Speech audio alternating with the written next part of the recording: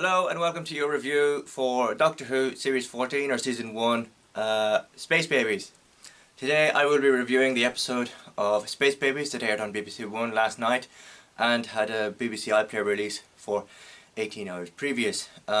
This of course is to do with the new release strategy that BBC and Disney Plus are on about, because BBC about 2 years ago struck a deal with Disney Plus to show it to an international audience, mainly Americans. But that aside, we're going to get into the Space Babies review shortly. Okay, let's get started. I really enjoyed Space Babies. I thought it was very interesting and intuitive idea to have the villain be a boogeyman, and something that the babies are scared of. I really enjoyed the chemistry between Ruby and the Doctor, and I think Millie and Ncuti are great together, very much matching that of the 10th Doctor and Donna in Series 4. You can tell that these guys are so invested in the roles of both the Doctor and the companion, and it worked quite well on screen. I thought the idea of the episode being set on a space station in space and having the babies control it with the addition of the nanny was very interesting, and I liked the dynamic between the characters there, and the mix of, if you saw the behind the scenes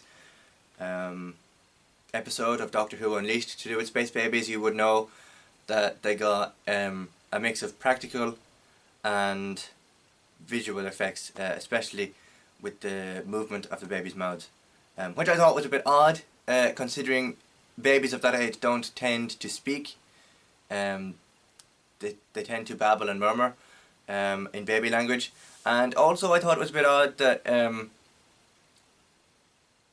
the babies themselves spoke full sentences, whereas a few years previous it was said that the Doctor could speak babyish.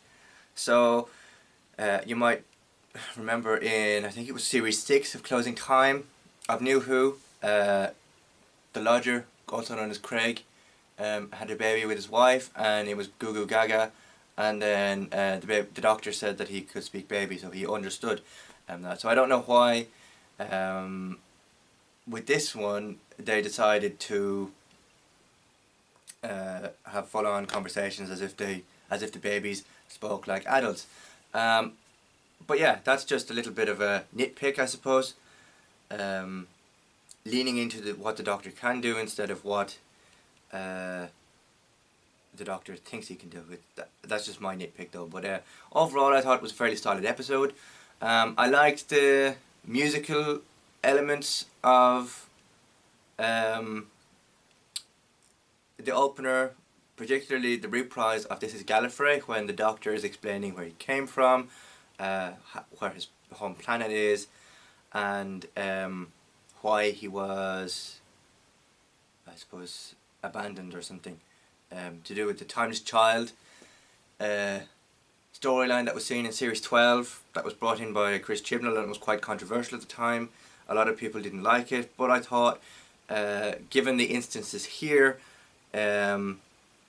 Russell knows how to write it without it being too overly explained, and I like the little bits of exposition, but with Chibnall, you know, I had an issue with how the exposition in his series of episodes was kind of, you'd say it once and then it'd be mentioned over and over countless times throughout the episode, whereas with Russell he uses a little bit of exposition but doesn't overuse it throughout. It's kind of an explain what it is in a small capacity and then leave it, and then kind of subtle references to it throughout. But having it in the way that Chibnall wrote it, you know, as Doctor Who fans, and I get why he did it for the for the international audience. That's because they're new and all that. But for Whovians who've been with the series for a long time, I feel they don't need to have so many things they already know about explained to them, and I think Russell is quite good at doing that. So I liked the little bits of exposition here. It wasn't too in your face, but it was enough to kind of get you to understand where he's from and what is that. So overall, I think it's a fairly solid start to the series. I'll have a review of The Devil's Chord out very soon. You'll get my thoughts and review of that. And that'll be an interesting one actually, because even though I liked the episode on paper, some things just didn't work out for me as I thought I'd hope. But yeah, Space Babies, a fairly solid start to the new series. Looking forward to the dynamic between Ncuti and Millie as the companion and the doctor, and a fairly solid start to the new series. So 9 out of 10 for this one. Thank you very much for watching, and I'll see you again very soon. Bye for now.